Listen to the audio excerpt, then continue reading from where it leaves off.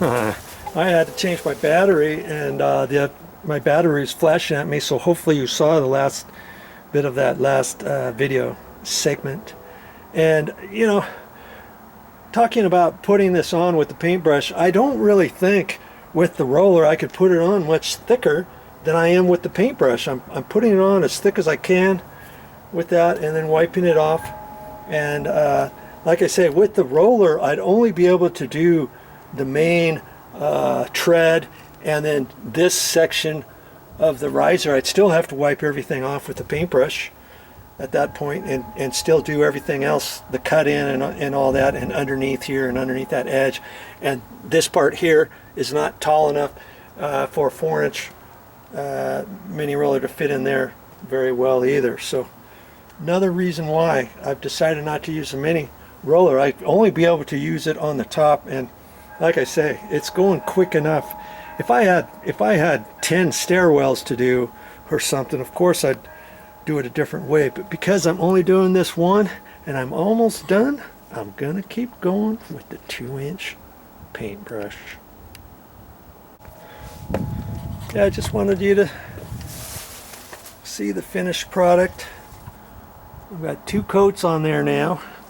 I've got everything caulked, everything with webbing tape on the inside corners, the cloth tape on the inside corners, the cloth over the top of the rungs, and on the side riser section from the stair tread up to the bottom of the next stair tread. All that, had it all caulked underneath there. And how much material have I used so far out of this 5? It's a 5-gallon container. See where it is? Oh, that's maybe less than 2 gallons. Gallon and a half maybe. But I'm not through with these steps yet. Oh no. Yeah, you watch next time what I do, and I'll get my level out and I'll show you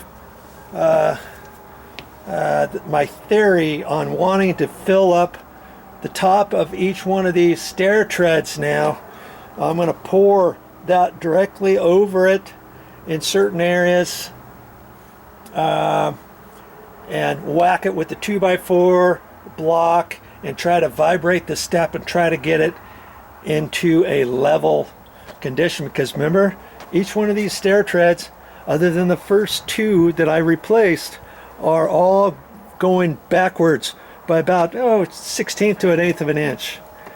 Which means, does it really mean that much at this point? You know, when it rains, this is roofing material now, right? And I got all the webbing stuff and the cloth down and everything. Could I just leave the stairs this way? Yeah, I probably could. Probably could. But I want to try this next step because I've got the material for it. And I think it'll be better. I don't want standing water on here anymore, and I have to. You know what I mean? I'd rather try to get these level. And I'll show you all about that next time. Well, that's all I got for this time.